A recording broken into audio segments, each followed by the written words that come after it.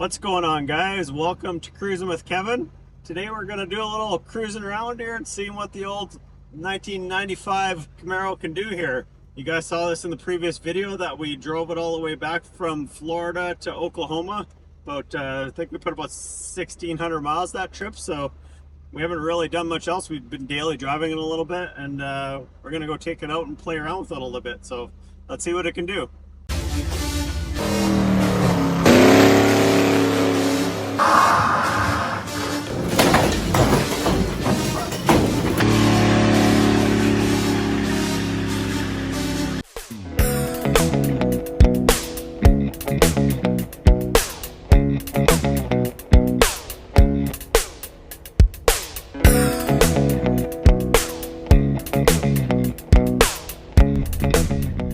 To do some donuts and stuff out here, but I can't do that with all these people here.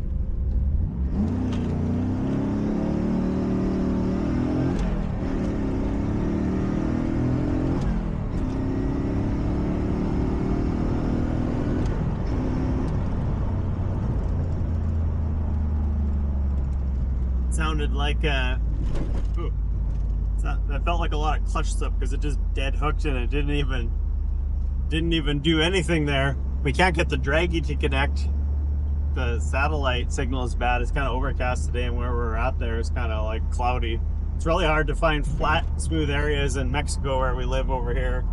It's a pretty far drive to Mexico, and then it's hilly in Mexico too. So, but it sounded like it was like slipping clutch there almost, which is weird because usually it'll just like lay rubber unless it really just grabbed that hard, but that was weird. I dumped the clutch a little bit and it was just like it was all clutch. So that was interesting. Probably only do one more here because I don't know if that was clutch slipping. I definitely don't want to burn this clutch out, but this clutch wasn't very like old, I don't think, but I think the previous owner just kind of wore it out pretty quick getting on the clutch. That's why it shakes so bad when you take off. You can't just smoothly take off. I didn't even really rev it that much. I was probably 3,500 maybe, if that even. I went out to an area where I could normally kind of go and goof around a little bit in Mexico, but there's a lot of people out there today for some reason. So, head back a different direction. That was weird, eh? It sounded like the clutch slipped. Yeah. Didn't it? It did sound that way. That was weird because I've driven it hard a few times. You broke it probably.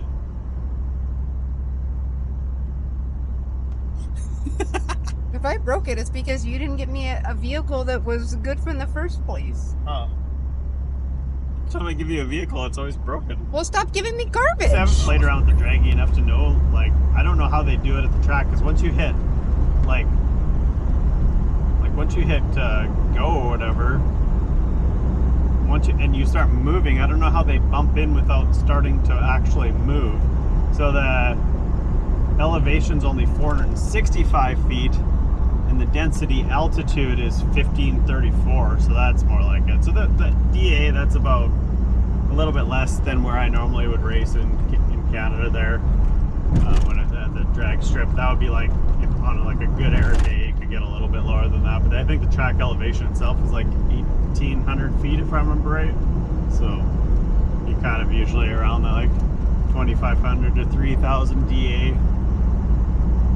That slows you down quite a bit, so like it would go pretty quick. I mean, it's gonna go as quick as it would pretty much go, unless you're gonna drive it in like freezing weather or something. So this is like a pretty fair test of an average. It's not totally sea level, but pretty decent still. That was a rough one. And it's been driving like that ever since you got it. That wasn't my fault.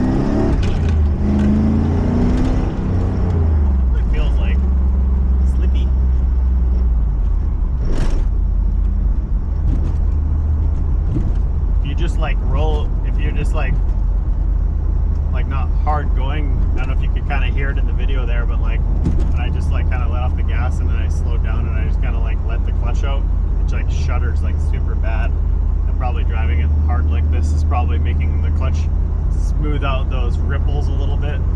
So I'm assuming it's the clutch plate, like the actual clutch material, sorry, that's worn itself.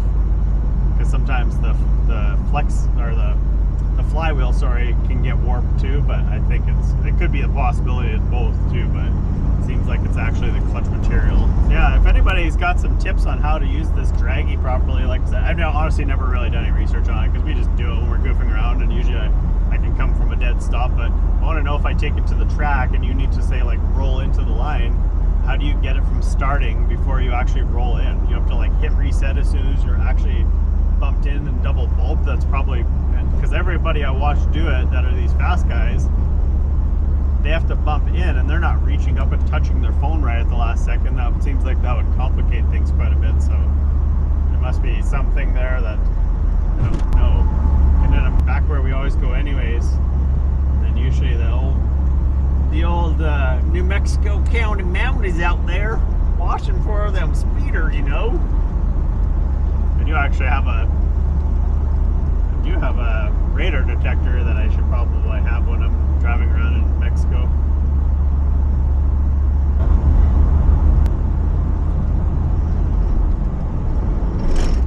Holy, come on.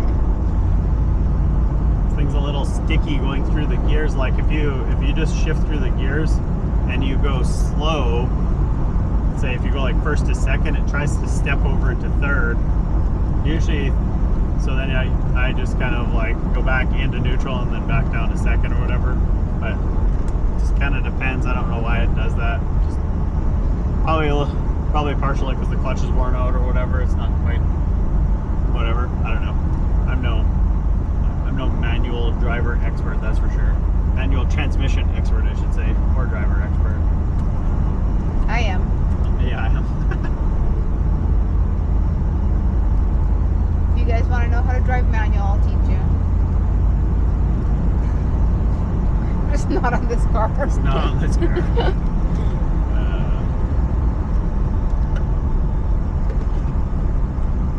The Popo up there, the Mexico Popo. Policia. Policia on him. That is the Mexican mailman.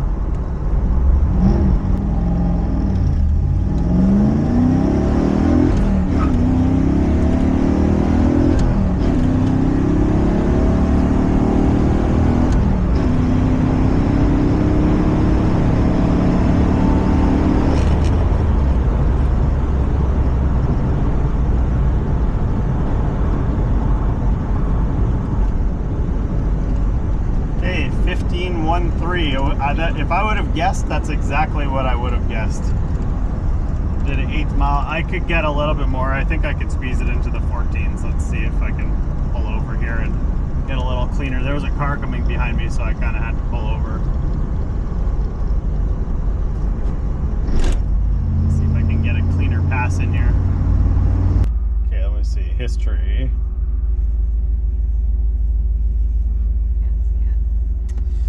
Trying to find here, quarter mile, 13 runs, so 15.13 here. 15.13, 268 60 foot, so there's lots left in that. I was kind of panicked to leave there, so I was that was terrible. So that it'll pick up a little bit more here for sure, but we also have 2 people in the car, and these cars are pretty heavy. Like convertibles are more heavy, so I would say it's probably like 3,600-ish pound or something like that. So I think we could probably get it into maybe like a 14.7 or something like that if I can leave decent. If you really wanted to go fast, you'd have a better rear end, so you could put slicks on it. You could probably put like a drag radial on it and get away with that. So I just want to see. So 86 mile an hour, that was pretty, no wait, sorry, 95. Oh, that's not too bad. Actually, that's pretty decent, 95 mile an hour for that. I think when my other car ran 13s, it was only like 100 and, actually for a long time I ran 13.1 at like 98 mile an hour, but it left pretty decent. So let's try this again. So I don't know if it's gonna pick up or if it's actually the clutch slipping here, so we'll find out pretty quick. But like I said, I was kind of panicked on this last one. This thing's in my way too, so this isn't really helping. It's kind of freaking annoying actually.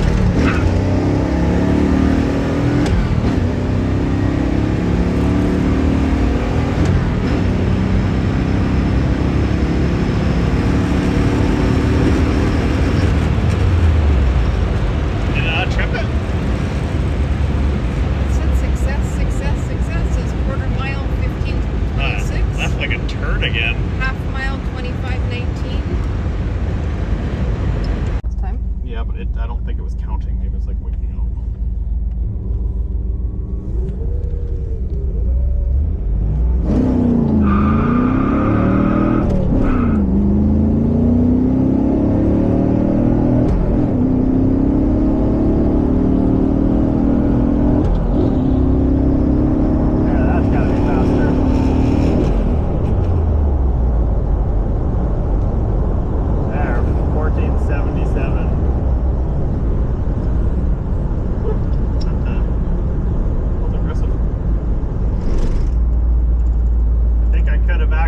Picked up a little bit more there. 1477 at let me see here.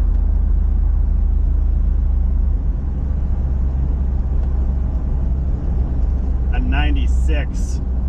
I spun through most of first gear there. I gave it a little bit more because it felt like it was almost slipping the clutch in those earlier runs there. So, and then the shifter ball came loose. So I was scrambling because I couldn't get a good grip on it there. So I think I could pick up a little bit more, but that's probably enough. So I would say it'll probably go 1460, 1450. That was, yeah, 14. So yeah, probably a 14. I don't think I would pick up a whole bunch more on street tires. Probably 1460 at the same mile an hour. So you can kind of see all the mile an hours, 96, 95, 94. So it's staying pretty close. So I wouldn't risk breaking the rear end for that. So that kind of determines where we're at for that. Let's go have a little bit of fun now.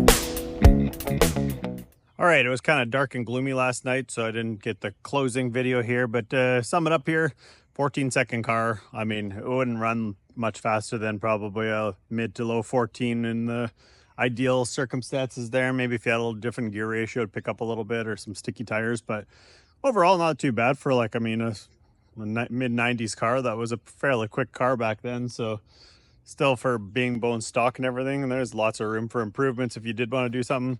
I don't know if I'm going to have time to paint this car. I've been debating it for a while now, but otherwise I might just end up selling it here yet.